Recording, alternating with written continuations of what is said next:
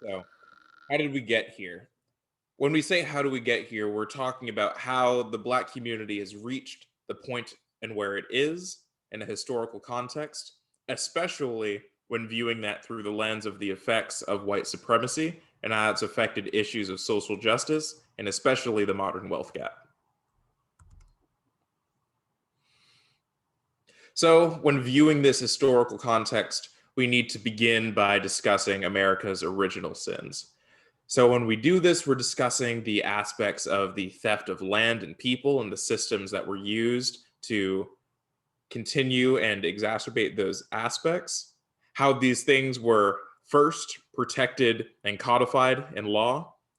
and how even after those laws were changed, how they continued to be justified and protected through practice and social action. So, to begin by discussing the history and the aspects of slavery, we have to begin with how slavery actually originated in the United States. So, in order to begin that conversation, we have to understand the context of all of this. People generally have a working understanding of how the history of slavery, or how at least the function of slavery in the United States, sort of persisted through its golden age, so to speak. But it may be significantly less commonly known exactly how it began in the incited incidents. So, the exciting incident, what happened in 1619, where a Portuguese slaver vessel was in need of repair and resupply off the coast of Virginia. And so it made port off the coast of Virginia. However, these Portuguese sailors lacked any form of currency, and they only had their trade goods which they were traveling with, which happened to be chattel slavery, African slaves. Now, at this point, there wasn't a history of African slaves being used or imported into the original 13 colonies yet. And so it was relatively unfounded to the Virginian settlers at the time. But they certainly accepted the currency that was being spent here to repair the Portuguese sailor ships. And they took the 350 African slaves and as payment for the repairs and the resupply. Now, originally in this settlement and in this context, there was a much more loose and indentured servitude esque aspect to how these slaves are going to be treated. However, very quickly, not even a generation into this to the situation, this was deemed by the colony of Virginia to no longer be a realistic or feasible option, and much more strict laws separating how white indentured servants and black slaves were going to be treated were issued, that were much more in line with how future aspects of African slavery in the United States would continue to be developed.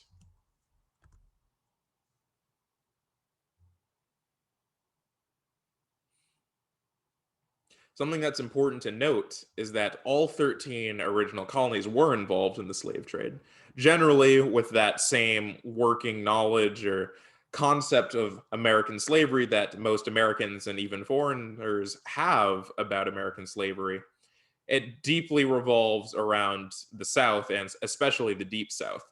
However, it's important to understand that all 13 original colonies were involved in the slave trade. Though it's true that the South and the Deep South had a much higher population of slaves because it was more economically viable to rely on hard physical labor that slaves could perform in order to harvest crops that were more realistically drawn from a longer growing cycle in the warmer South than the colder North.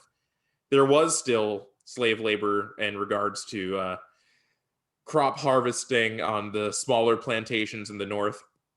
as well as in other forms of labor, such as some simple aspects of naval supply manufacturing.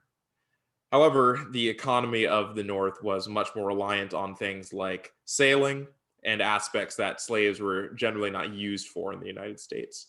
However, even in these aspects of the Northeast that were less reliant on slave labor, aspects of importance in the institution of slavery was still very powerful in the Northeast. And New England cities such as Providence, Rhode Island, were one of the premier locations and destinations for slave imports. So, ships that were involved in the triangle trade system, which revolved around European powers purchasing African slaves from the African continent or capturing African slaves in the African continent in some cases, bringing them to the colonies in the Americas, whether that be originally in the Caribbean islands to later on South American colonies such as Brazil, and then now at this point, North American colonies such as Mexico and now the 13 colonies. And cities such as Providence, Rhode Island, as I had mentioned, were premier locations in relation to these African slaves being brought to these colonies. These slaves were used in order to harvest the raw resources that could be more realistically and in larger numbers grown in the colonies before they were sent back to Europe, where they were manufactured into completed goods and then sold to both the colonies and to various African kingdoms in order to buy more slaves or in order to stimulate the economy in said colonies. And that's how it all plays into this overarching triangle trade economic system, which was the main driving force for slavery as we know it in regards to European African interaction.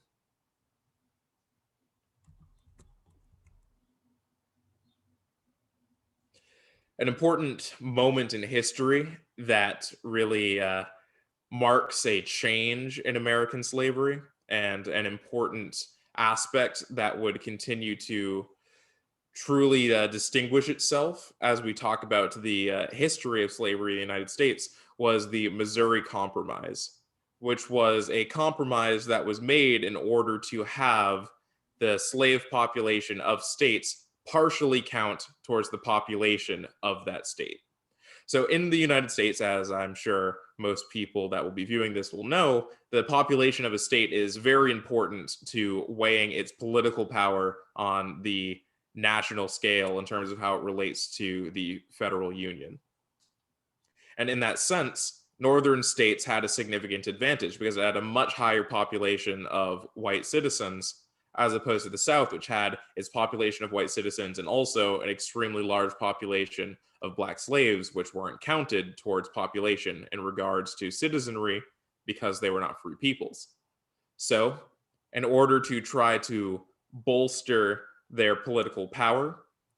slave states tried to push forward on this compromise where they would treat their slave populations as people for the sake of having more representation in the union in regards to their voting powers and seats in Congress. There was eventually a compromise set where African slaves would be counted as 3/5 as an individual to this. So 3/5 of the population in these states that are African slaves would be added to the population in regards to their representation in Congress, among other things.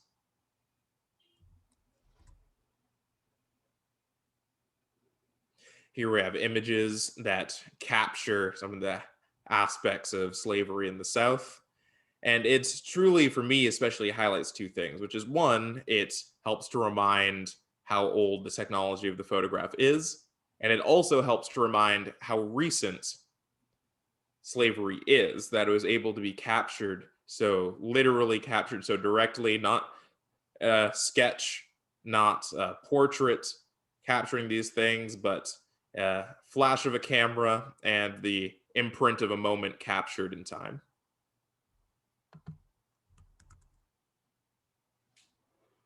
An important aspect to note when we talk about the history of American slavery, of course, is the multiple revolts and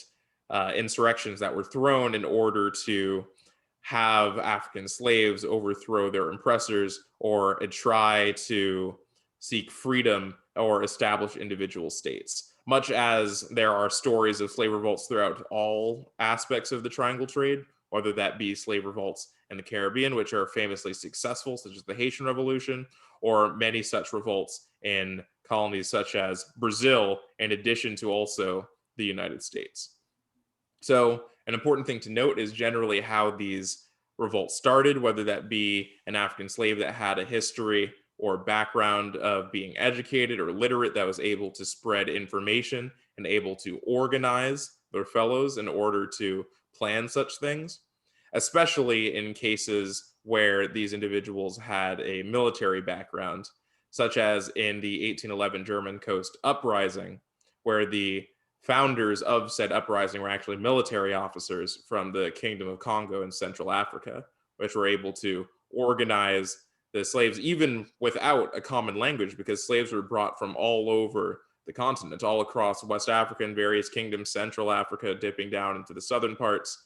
And so they were able to be organized by certain individuals that had enough charisma, strength of leadership, and also skill set.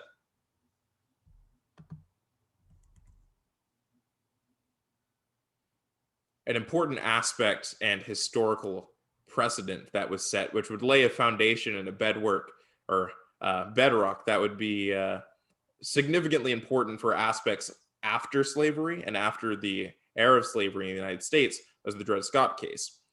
So even though it was a court case taken to the Supreme Court during slavery in regards to an African American slave, Dred Scott, who is suing for his freedom, it was something that would lay a strong precedent for how aspects like this would be treated in the American legal system going forward.